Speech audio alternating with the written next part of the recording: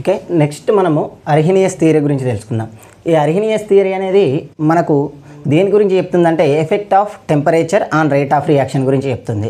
అయితే ఈ ఎఫెక్ట్ అనేది ఏ విధంగా ఉంటుంది అంటే every 10 degree centigrade temperature increase చేసినాం అనుకోండి, రేట్ ఆఫ్ రియాక్షన్ అనేది డబుల్ అవుతుంది. ఎన్ని అవుతుంది? డబుల్ అవుతుంది. ఇప్పుడు మనము రేట్ ఆఫ్ రియాక్షన్ 2 ఉన్నది అనుకోండి, 10 డిగ్రీల సెంటీగ్రేడ్ నేను పెంచుతున్నా, అప్పుడు ఎంత అవుతుంది? అది 4 అవుతుంది.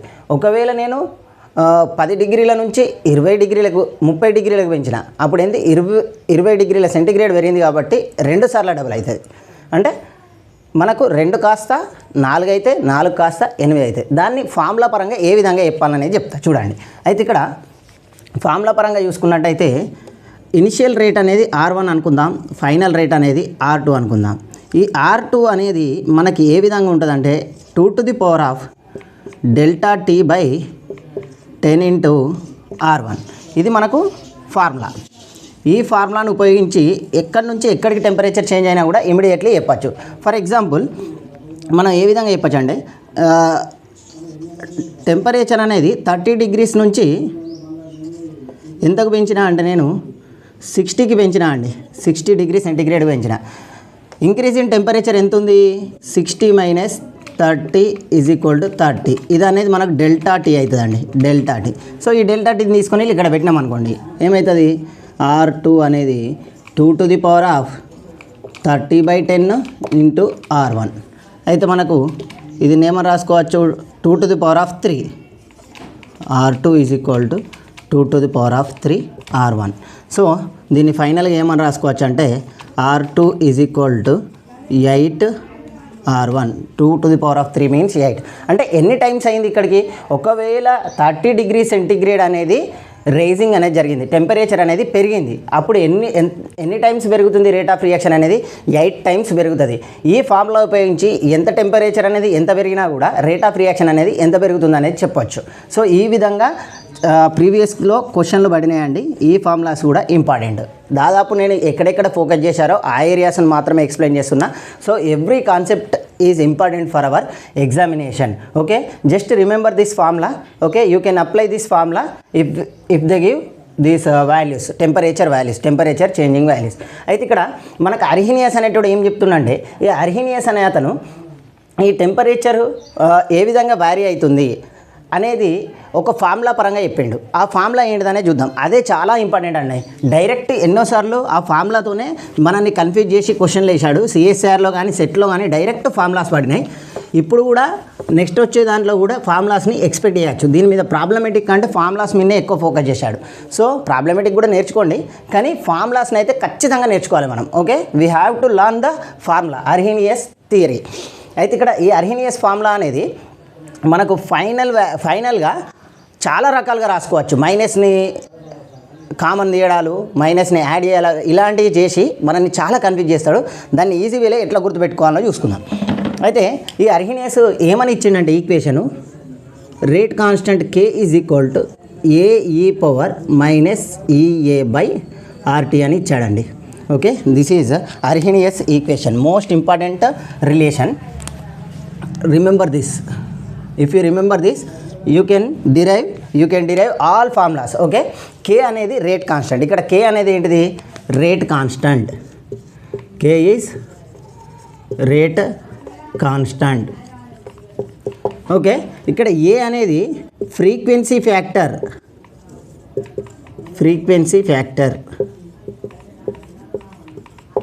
లేదా అర్హీనియస్ కాన్స్టెంట్ అని కూడా అంటాం. దీన్నే అర్హీనియస్ కాన్స్టెంట్ అని కూడా అంటాం. E అంటే ఎక్స్పోనెన్షియల్, EA అంటే మనకు యాక్టివేషన్ ఎనర్జీ. ఈ యాక్టివేషన్ ఎనర్జీ కాన్సెప్ట్ కూడా మనకు నెక్స్ట్ వీడియోలో వస్తుంది, యాక్టివేషన్ ఎనర్జీ. నెక్స్ట్ R అంటే గ్యాస్ కాన్స్టెంట్, ఈ వాల్యూస్ కూడా నేను చెప్తాను నెక్స్ట్ వీడియోలో ఎట్లా అప్లై చేయాలి ఏంటనేది. Gas constant. నెక్స్ట్ T అంటే ఇక మనకు కావాల్సింది ఇది టెంపరేచర్, ఇది కావాల్సింది ఇది టెంపరేచర్. అయితే మనకు టెంపరేచర్ చేంజ్ అయితే రేట్ కాన్స్టెంట్ అనేది ఏ విధంగా మారుతుంది అనేది ఈయన చెప్తాడు రిలేషన్. ఇప్పుడు సపోజ్ దీన్నే ఫస్ట్ నేను ఏం చెప్తున్నా అంటే దీనికి లాగ్ అప్లై చేద్దామండి. లాగ్ అప్లై చేస్తే ఏ విధంగా అవుతుంది అంటే log base ln K equal to ln AE power minus EA by RT అని రాస్తున్నా. మనకు log A into log B అనేది ఏ విధంగా ఉంటుంది, log A plus log B, LNK is equal to log A plus log E power minus EA by RT. మనం దీన్ని ఏ విధంగా రాసుకోవచ్చు అంటే A to the power of ఎం అంటే ఎం లాగ్ ఏ వస్తుంది. N log LNK is equal to LNA, దీన్ని direct రాసేస్తున్నా, minus EA by RT LNE. ఈ ఎల్ఎన్ అనేది బేసీ అండి, ఎల్ఎన్ఈ బేసీ అంటే దీన్ని మనం 1గా రాసుకోవచ్చు. సో నేను దీన్ని టోటల్గా తీసేస్తున్నా. తీసేస్తే ఏమవుతుంది, ఈ ఫామ్లో వస్తుంది మనకు. అయితే ఇది మనకి ఏ విధంగా ఉన్నది అంటే y ఈజ్ ఈక్వల్ టు ఎమ్, ఇది అనేది ఎక్స్, 1/tని నేను ఏ విధంగా రాస్తా అంటే సపరేట్గా రాస్తా, 1/t mx plus C minus m x plus C. ఈ ఇంటర్సెప్ట్, ఈ అంతరఖండ రూపం అనేది గ్రాఫ్ ఏ విధంగా ఉంటుందంటే మనకు ఇది గ్రాఫ్ అనుకుందాం. ఇక్కడ మనకు నెగటివ్ స్లోప్ ఉంది కాబట్టి ఈ విధంగా వెళ్తుందండి, ఈ విధంగా వెళ్తుంది. ఇక్కడ మనకు y యాక్సిస్ మీద ఏమనుకుంటున్నాం, ఎల్ఎన్ కే అనుకుంటున్నాం. ఎక్స్ యాక్సిస్ మీద టెంపరేచర్ అనుకుంటున్నాం, టెంపరేచర్. ఈ టెంపరేచర్ ఇంటర్సెప్ట్ ఏమవుతుంది మనకు ఎల్ఎన్ఏ, ఎల్ఎన్ఏ. ఇక్కడ మనకు స్లోప్ ఏమవుతుంది, M is equal to minus EA by R, EA by R. ఇక్కడ మనం ఎల్ఎన్ అంటే బేసి, ఒకవేళ బేస్ 10 తీసుకుంటే మనం ఏమని రాసుకోవచ్చు, LN K is equal to 2.303 log K అని రాస్తాం. సో ఈ 2.3ని ఒకవేళ అప్లై చేసినాం అనుకోండి, మనకి ఇక్కడ లాగ్ కే వస్తుంది, ఇక్కడ లాగ్ ఏ వస్తుంది.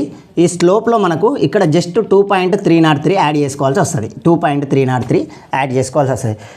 ఇది తెలిసి ఉంటే అది రాసుకోవచ్చు అండి. ఒకవేళ అది ఆ ఫామ్లో కూడా కావాలంటే నేను రాస్తున్నా ఇక్కడ ఒకసారి direct 2.303 log K equal to 2.303 log A. ఇది ఇక్కడ లాగ్ అనేది లేదు కాబట్టి ఈఏ బై ఆర్టీ అని రాస్తున్నాం. ఇక్కడ 2.303ని అటుకెళ్ళి పంపిస్తే మనకు ఫైనల్ ఫార్ములా ఏమొస్తుంది అంటే log k is equal to log A minus EA by 2.303 RT.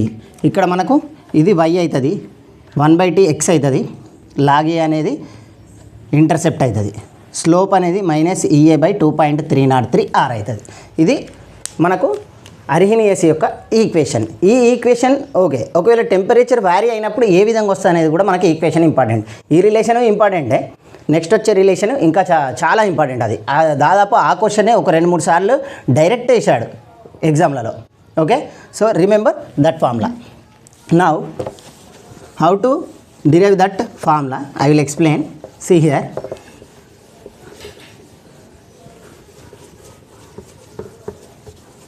now see this ln k, here ln k I am taking, k1 I am taking, here t1 I am taking. Okay, for ln k1 here t1. If we take ln k2, ఒకవేళ నేను k2 అనే term తీసుకుంటే ln AE power minus EA by RT one. Okay, actually LN లేకుండా తీసుకుందాం, ఎల్ఎన్తోనే ఎందుకు, LN లేకుండా తీసుకున్నా కూడా నో ప్రాబ్లం. ఏఈ పవర్ ఈ విధంగా ఉంది. అయితే ఇప్పుడు నేను ఏం చేస్తున్నా అంటే ఈ ఈక్వేషన్ 1 అనేది ఈక్వేషన్ 2 1/2 చేస్తున్నా. 1/2 చేస్తే ఏమవుతుంది, k1 by k2, k1 by k2 is equal to AE power minus EA by RT one by AE power minus EA by RT two. ఇక్కడ ఏ రెండు అర్హీనియస్ కాన్స్టెంట్లే, రెండు సేమ్. సో మనకు ఇదనేది క్యాన్సిల్ చేసుకోవచ్చు. నెక్స్ట్ ఇప్పుడు k1 బై k2 మిగిలిపోయింది ఏముంది, k1 బై k2. ఇక్కడ బేసులు సేమ్ ఉన్నాయి. ఇది ఏ విధంగా ఉంది, A power m by A power n is equal to A power m minus n అనేది ఫార్ములా. సో దీన్ని డైరెక్ట్ ఏమని రాసుకోవచ్చు, E power minus EA by RT one minus of minus EA by RT two అని రాసుకోవచ్చు. డైరెక్ట్ నేను దీన్ని ఏ విధంగా రాస్తా అంటే k1/k2 equal to e power EA/RT2 minus EA/RT1 అని రాస్తాండి. ఇది ఇక్కడ వరకు అయితే అర్థమైందా? ఇక్కడి నుంచి ఇక్కడ ఓన్లీ EA/R అనేది సేమ్ ఉంది కాబట్టి దాన్ని నేను కామన్ తీస్తున్నా. కామన్ తీస్తే ఏ విధంగా వస్తుంది? k2 equal to e power EA/R అనేది కామన్ 1/T2 మైనస్ 1/T1. ఒకవేళ మనం దీనికి లాగ్ అప్లై చేద్దాం. లాగ్ అప్లై చేస్తే ఏ విధంగా వస్తుంది?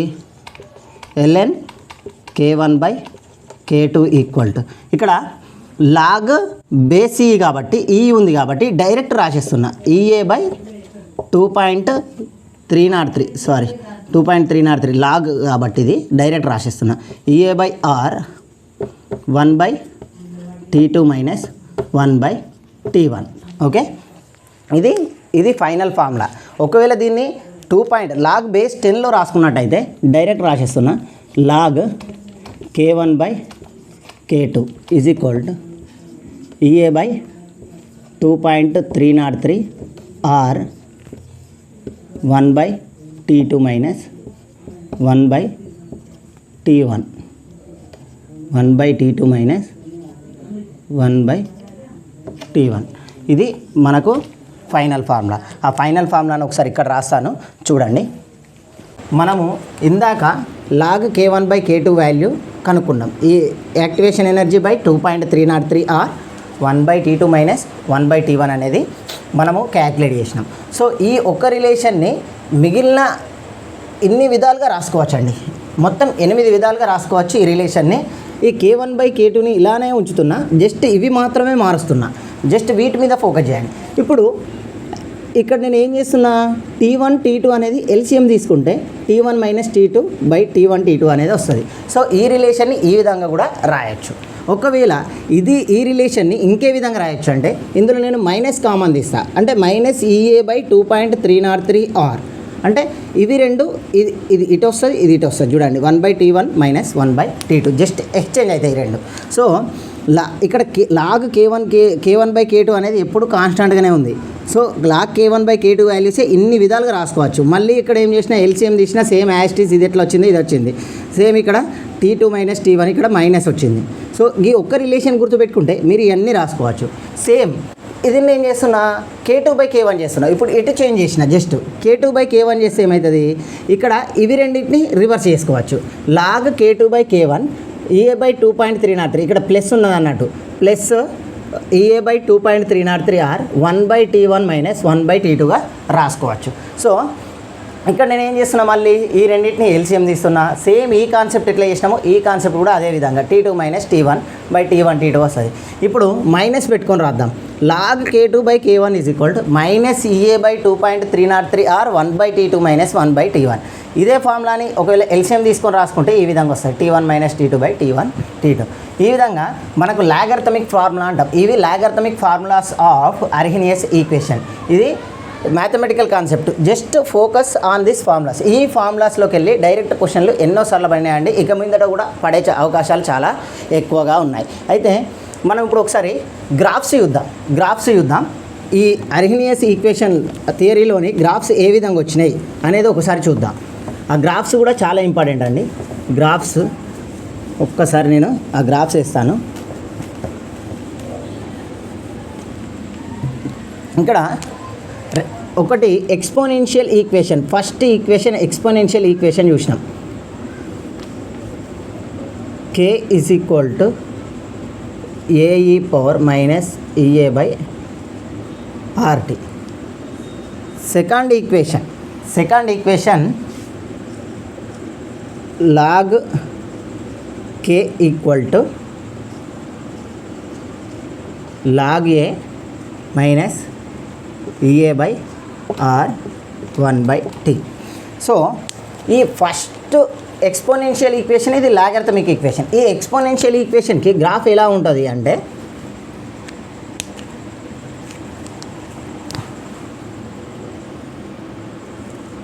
ఇక్కడ k అండ్ టెంపరేచర్కి తీసుకుంటున్నా. ఇప్పుడు గ్రాఫ్ అనేది మనకు ఎక్స్పోనెన్షియల్ వస్తుంది. ఈ విధంగా వస్తుందండి. ఈ విధంగా మనకు గ్రాఫ్ అనేది వస్తుంది. ఇక్కడ గుర్తుపెట్టుకోవాల్సింది ఏంటంటే ఇది యాక్టివేషన్ ఎనర్జీ. ఇక్కడ మనకు వచ్చేది యాక్టివేషన్ ఎనర్జీ ఏ. సో ఒకవేళ కనుక డిఫరెంట్ యాక్టివేషన్ ఎనర్జీలు ఉన్నాయనుకోండి, మనం ఇదే రిలేషన్ ఏ విధంగా ఇచ్చుకోవచ్చు అంటే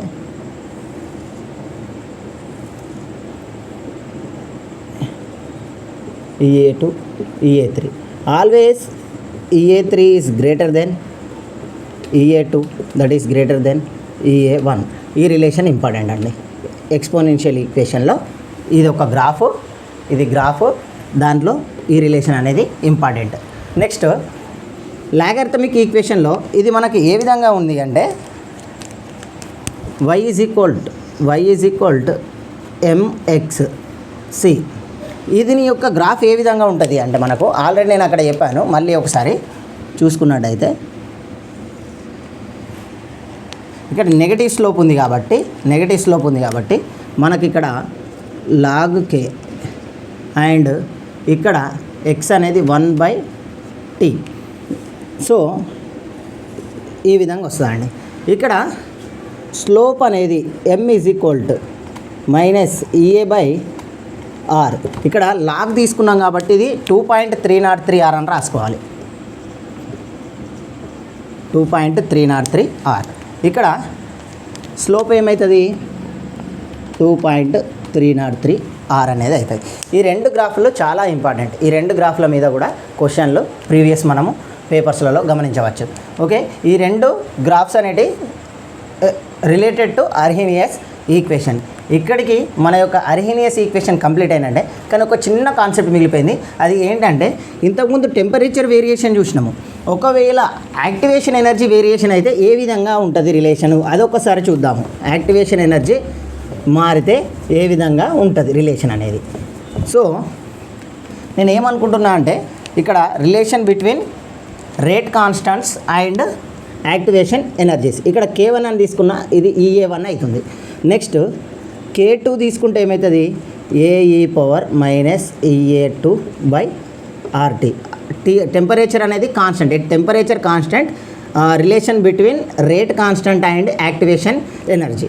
ఇప్పుడు నేను K1/K2 చేస్తున్నా, అప్పుడు మనకు సేమ్ దానిలాగానే చేస్తాం. E⁻−EA1/RT/AE−EA2/RT. ఇక్కడ ఇది క్యాన్సల్. ఏ అనేది అర్హీనియస్ కాన్స్టెంట్, ఎప్పటికీ కామన్గా ఉంటుంది కాబట్టి, కాన్స్టెంట్ కాబట్టి క్యాన్సల్ చేసుకున్నా.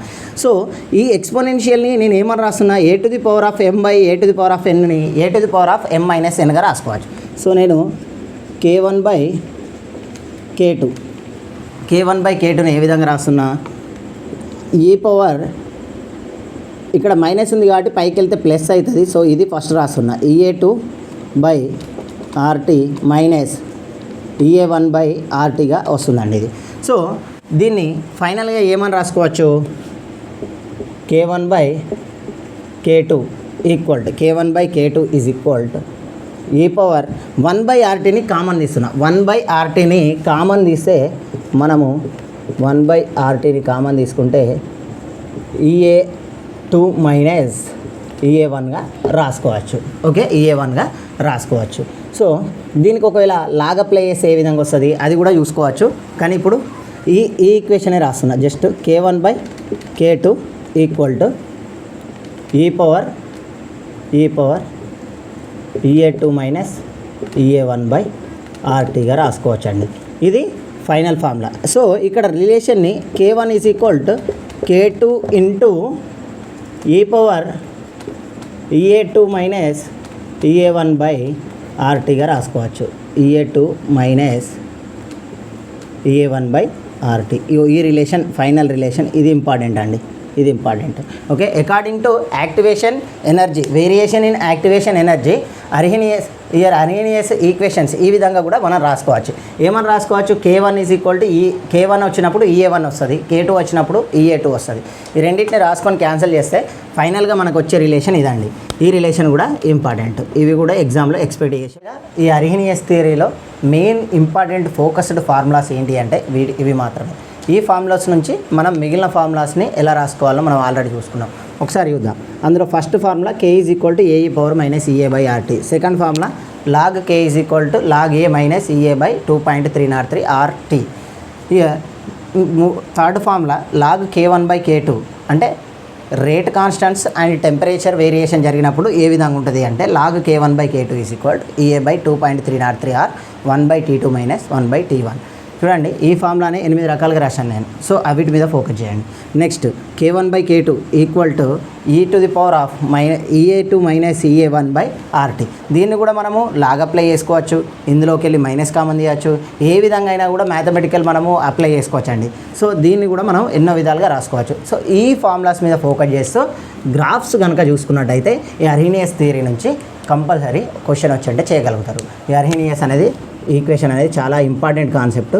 ఇందులోకి వెళ్ళి క్వశ్చన్లు చాలాసార్లు అడిగాడు. సిఎస్ఆర్ నెట్ సెట్ నెక్స్ట్ జెన్కోలో కూడా అడగడానికి ఛాన్సెస్ చాలా ఎక్కువ ఉన్నాయి. సో ఇక్కడికి మనకు అర్హీనియస్ కాన్సెప్ట్ అనేది టోటల్గా పూర్తయింది. నెక్స్ట్ మనము transition state theory, Lindemann's theory, collision theory ఇవన్నీ కూడా వస్తాయి. అవి నెక్స్ట్ వీడియోలో తెలుసుకుందాం. ఇక్కడికి ఈ అర్హీనియస్ కాన్సెప్ట్ ఓవర్. ఓకే.